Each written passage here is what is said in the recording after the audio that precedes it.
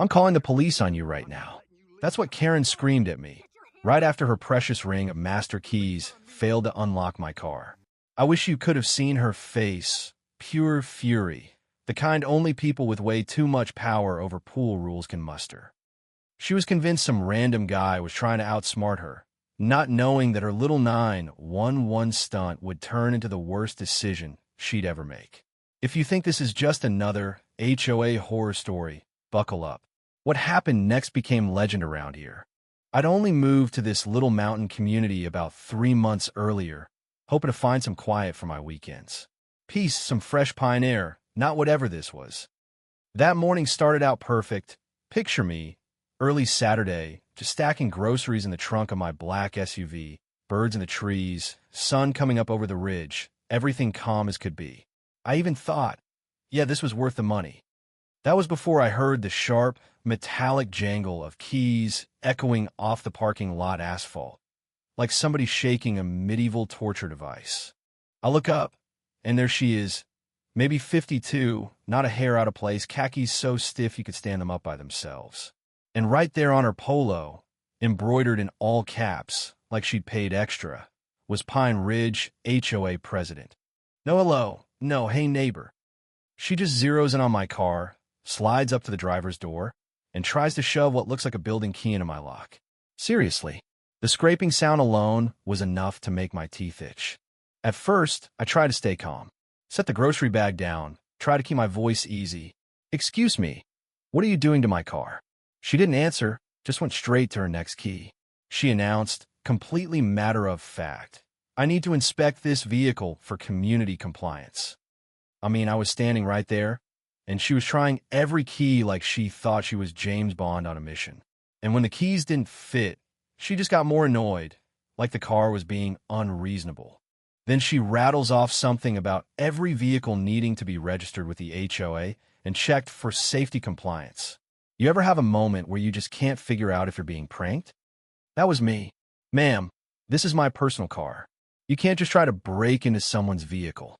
That finally got her to pause, and she gave me this look like I was the idiot in the conversation. These are official HOA master keys, she said, shaking the whole ring at me like a magic amulet. They're designed to access all community property for legitimate purposes. And she was dead serious.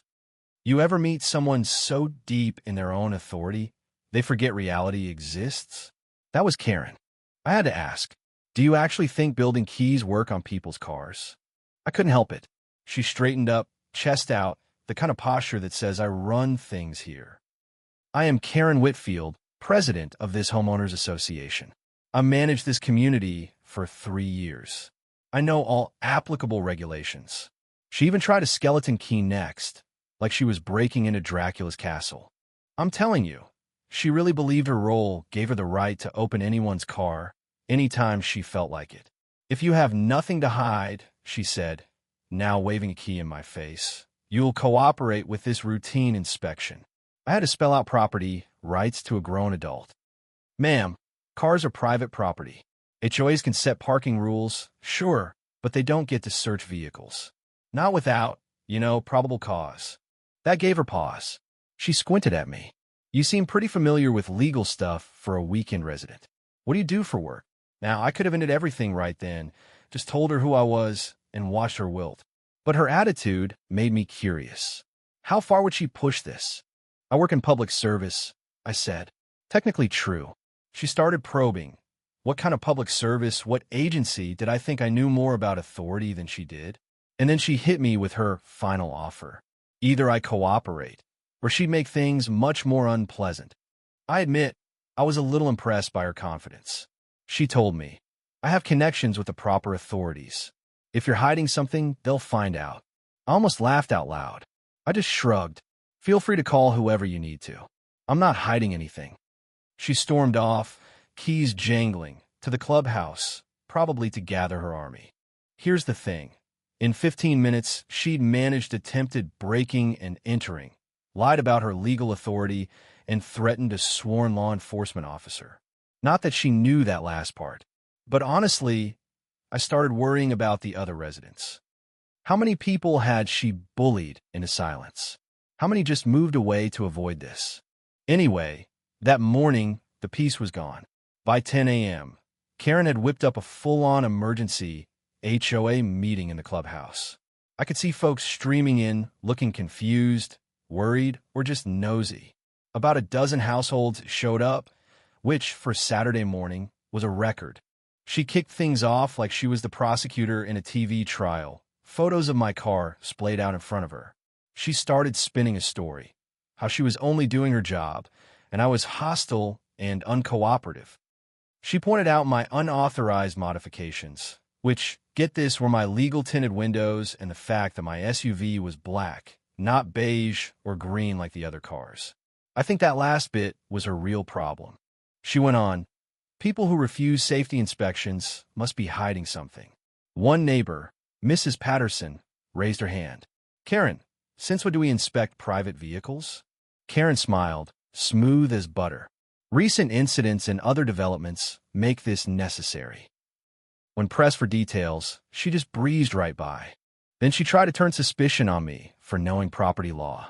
Normal residents don't quote statutes. That was my cue.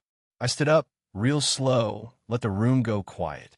Ms. Whitfield tried to open my car with building keys. That's attempted breaking and entering. You could hear a pin drop. I laid out the basics. HOAs handle common areas, not private cars. She started to get nervous. Her face was flushing, her words coming faster.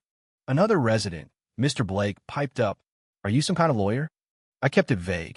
I work in public service. Part of my job is understanding how authority works with civil rights. Karen pounced, trying to make public service sound like garbage collection. But the crowd was already divided. Some folks nodded with her. Some looked uncomfortable. She called for a vote. Should the HOA be allowed to inspect vehicles? The result was close, 8-4, 4 against. Enough for Karen to feel victorious. She gave me a deadline, comply, or face alternative measures. I just told her, let me know when I get the official paperwork. That shook her confidence just a bit.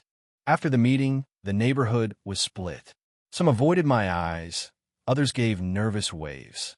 Mrs. Patterson apologized on Karen's behalf. She gets a bit intense, but we both knew this was more than intense. From my cabin, I watched Karen in the clubhouse, plotting her next move, her little clique huddled around her. Saturday afternoon, I started seeing cracks. Neighbors talking quietly, looking towards my cabin, towards the clubhouse. The seeds of doubt were planted. But Karen? She was just getting started. Sunday dawned clear and cold. I was hoping for a quiet morning, maybe a book on the porch. Instead, I saw Karen heading toward my SUV again, this time with a toolbox and a guy in coveralls. She'd recruited a maintenance worker and was armed with a metal rod, looking for all the world like a B-movie burglar. I strolled out, coffee in hand. Beautiful day, isn't it? The maintenance guy looked uncomfortable. Karen straightened up, formal as a judge. This is an official inspection, authorized by the vote yesterday. Community safety comes first. She actually tried to order the maintenance guy to break into my car. When he hesitated, she snatched his tools and took over herself. I told her one last time, "Ma'am, that's breaking and entering. It's a felony." But she was gone, too far in to back out now. She managed to pop the door and climbed right into the driver's seat, all in front of a growing audience. I think half the neighborhood was watching, phones out. And then my car alarm went off, blaring, echoing off the mountains. Karen panicked, fumbling, yelling at me to turn it off. She started shouting to everyone, "He set this up. He's trying to make me look bad." But nobody was buying it now. Finally, she screeched, "Fine, I'm calling 911. This man has a stolen vehicle, and I have the evidence to prove it." The crowd went quiet, except for the alarm. What followed was a spectacle. Karen pacing, shrieking into her phone, reporting me as an armed criminal, making up more and more elaborate accusations with every call. First it was a stolen car, then I was running an organized crime ring, then supposedly there were weapons. Every time the dispatcher asked for details, the story got wilder. Neighbors started stepping in. One young dad said, "Ma'am, you just broke in his car in front of all of us. Maybe you should stop calling the police and get a lawyer." that earned him the kind of glare that could wilt flowers. By the time the police finally rolled in, sirens and all, Karen was beside herself, convinced her hour of triumph had come. She ran out to meet them, waving her arms, telling her tale. The officers, Martinez and Williams, looked well like guys who'd seen it all, but maybe not this. They came over to me, asked for my side. I stayed calm, handed over my ID, careful and slow, old habits die hard. Karen butted in, telling them I was some kind of criminal mastermind. The officers exchanged looks, took my ID, and then their faces changed. Martinez looked up, show my ID to Williams. Sir, this says you work in law enforcement. Is that correct? Karen's face started to lose color. I nodded. Yes, county law enforcement. That set off a whole new chain of radio calls, background checks, supervisor consultations, the works. Finally, dispatch came through. The individual you're investigating is Sheriff David Clark. Treat accordingly. Silence. You could have heard a pine needle drop. Karen tried to argue, but the officers just shook their heads. Ma'am, you just confessed to breaking into the sheriff's vehicle while filing multiple false police reports. Her jaw dropped. Williams asked me, Sheriff, how do you stay so calm? I told him 25 years of seeing things like this. Maybe not quite this bizarre, though. The fallout? Oh, it was delicious. Karen was removed from every position she held, charged with false reporting, breaking and entering, harassment, and a few things I'd never even heard of until that day. She got house arrest, a fat fine, and had to sell her cabin just to pay the bills. That story about HOA Karen calling the cops on the sheriff, it made the local news, then the regional news, then became a running joke at police barbecues all over the county. The community changed. People started talking again. The new HOA president, a retired teacher, banned vehicle inspections forever. Old neighbors moved back. New families bought in. And at every barbecue since, there's a moment where someone, usually Martinez, will hold up a burger and say, to Karen, who taught us all that master keys don't open everything. The laughter that follows? That's the real happy ending. Now, let me ask you, if you'd been in my shoes, would you have outed yourself as sheriff right away, or let karma run its course? Where do you draw the line between letting people learn the hard way and stepping in early? Share your thoughts, or if you've lived through anything even half as wild, I want to hear it. Because sometimes justice just needs a little patience and a good audience.